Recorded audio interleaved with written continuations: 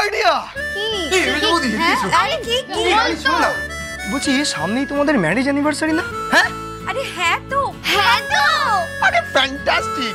এই let's take a challenge. কি রে বিনুবনু, মেজো বৌদি শোনো না, বলছি আমরা কি চেষ্টা করতে পারি না ভাই আর রানীর সম্পর্কটাকে আবার ঠিক করতে? নিশ্চয়ই পারবে।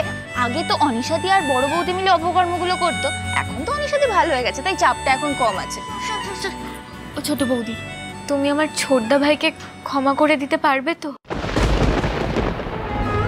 তুমি জয়কে চাও না?